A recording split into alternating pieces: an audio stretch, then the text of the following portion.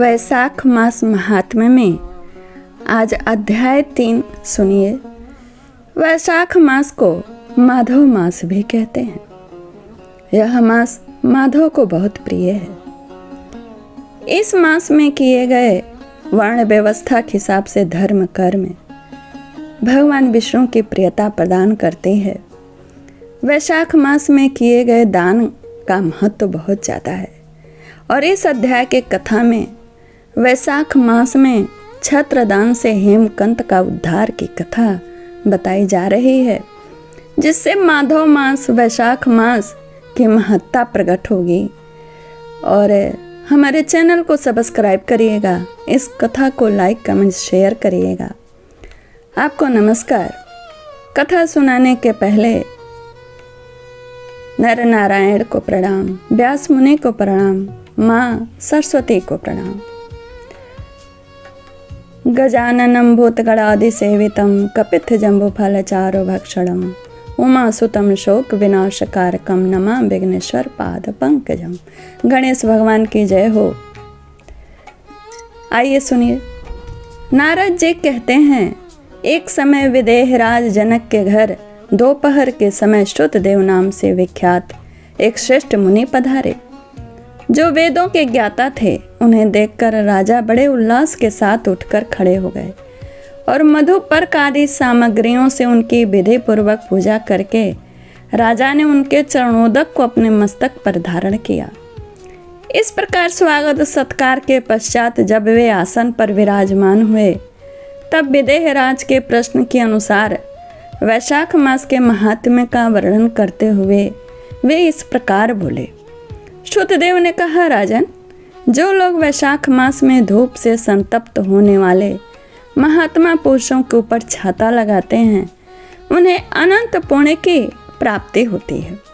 इस विषय में एक प्राचीन इतिहास का उदाहरण दिया करते हैं। पहले वंग देश में हेमकांत नाम से विख्यात एक राजा हो गए। वे कुशकेतु के पुत्र परम बुद्धिमान और शस्त्रधारियों में श्रेष्ठ थे। एक दिन वे शिकार खेलने से आसक्त होकर एक गहन वन में जा घुसे। वहां अनेक प्रकार के मृग और वराह आदि जंतुओं को मारकर जब वे बहुत थक गए, तब दोपहर के समय मुनियों के आश्रम पर आए। उस समय आश्रम पर उत्तम व्रत का पालन करने वाले शतर्षि नाम वाले ऋषि समाधि लगाए बैठे थे, जिन्हें बाहर के कार्यों का कुछ भी भान नहीं होता था। उन्हें निश्चल बैठे देख राजा को बड़ा क्रोध हुआ और उन्होंने उन महात्माओं को मार डालने का निश्चय किया। तब उन ऋषियों के 10,000 शिष्यों ने राजा को मना किया और मना करते हुए कहा, ओ खुट्टी बुद्धि वाले नरेश, हमारे गुरु लोग इस समय समाधि में स्थित हैं। उन्हें पता नहीं बाहर क्या हो रहा है। उन पर आप क्रोध न करें, आपका क्रोध करना व्यर्थ है। तब राजा ने क्रोध से विह्वल होकर शिष्यों से कहा, द्विज कुमारों, मैं मार्ग से थका मादा यहाँ आया हूँ, अतः तुम ही लोग मेरा आतिथ्य करो। राजा के ऐसा कहने पर वे शिष्य बोले, हम लोग तो खुद ही भिक्षा मांग कर खाने वाले हैं। गुरुजनों ने हमें किसी के आतिथ्य के लिए आज्ञा नहीं दी है। हम सर्वथा गुरु के अधीन हैं, अतः तुम्हारा आतिथ्य हम कैसे करें। शिष्यों का यह कोरा उत्तर पाकर राजा ने उन्हें मारने के लिए धनुष उठाया और इस प्रकार कहा, मैंने हिंसक जीवों और लुटेरों के भय से जिनकी अनेकों बार रक्षा की, यानी आप लोगों की, जो मेरे दिए हुए दानों पर ही पलते हैं, वे आज मुझे ही सिखलाने चले। ये मुझे नहीं जानते। ये सभी कृतघ्न और बड़े अभिमानी हैं। इन आतताइयों को मार डालने पर भी मुझे कोई दोष नहीं लगेगा। ऐसा कहकर वे कुपित हो धनुष से बाण छोड़ने लगे। बेचारे शिष्य आश्रम छोड़कर भय से भाग चले। भागने पर भी हेमकांत ने उनका पीछा किया और 300 शिष्यों को मार गिराया। शिष्यों के भाग जाने पर आश्रम पर जो कुछ सामग्री थी उसे राजा के पापात्मा सैनिकों ने लूट लिया। राजा के अनुमोदन से ही उन्होंने वहां इच्छा अनुसार भोजन किया। तत्पश्चात दिन बीतते बीतते राजा सेना के साथ अपनी पुरी में आ गए।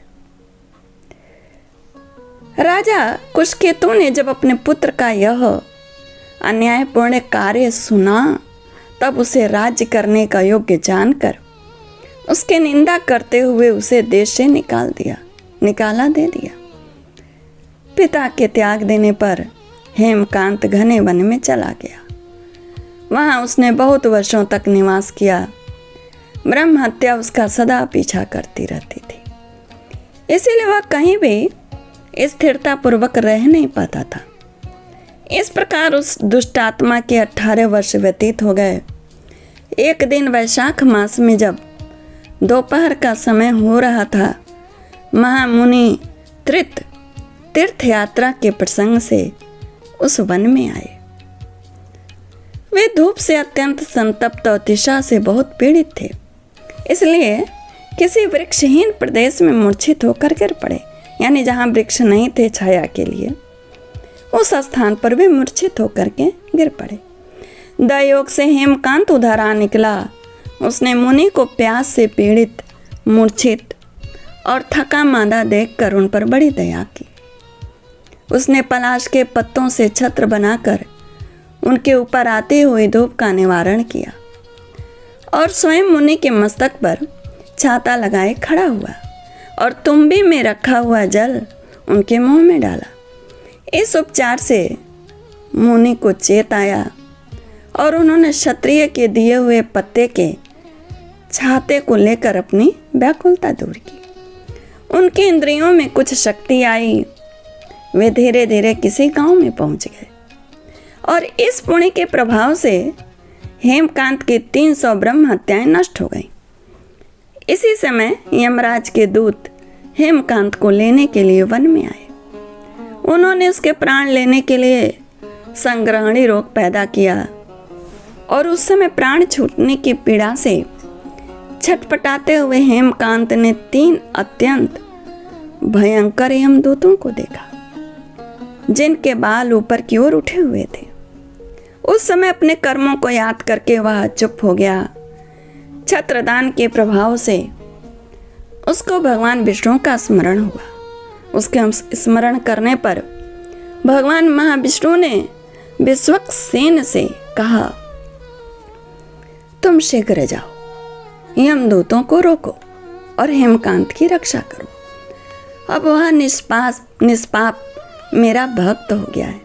उसे नगर में ले जाकर उसके पिता को सौंप दो और साथ ही मेरे कहने से कुशकेतु को यह समझाओ कि तुम्हारे पुत्र ने अपराधी होने पर भी वैशाख मास में छत्रदान करके एक मुनि की रक्षा की है, अतः वह पाप रहित हो गया है।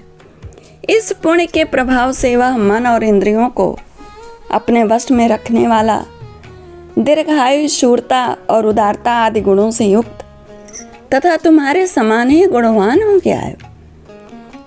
इसलिए अपने इस महाबली पुत्र को तुम राज्य का भार संभालने के लिए नियुक्त करो।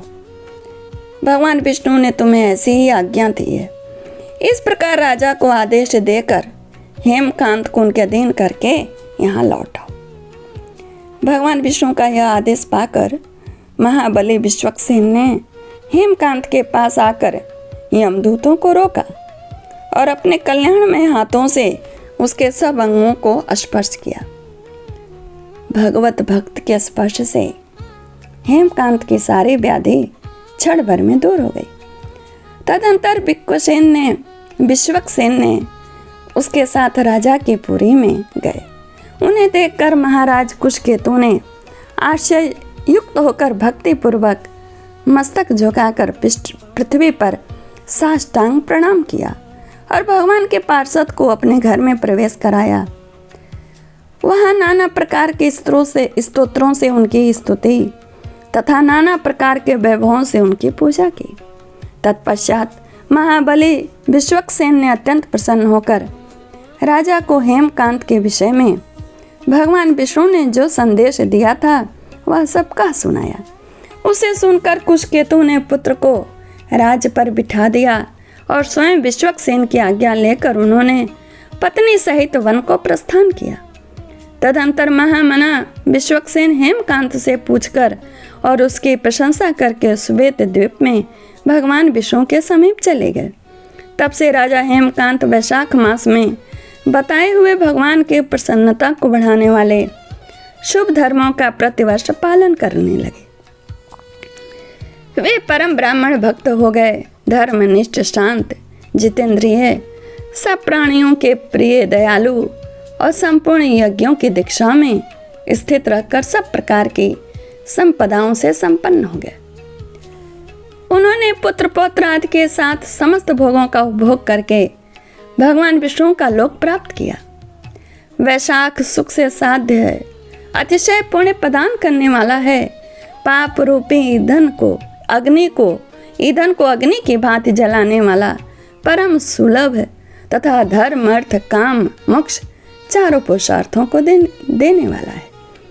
इस प्रकार मैंने आपको वैशाख मास के तृतीय दिन की कथा आपको सुनाई। नमस्कार, जय श्री कृष्णा। और शाम तक या कल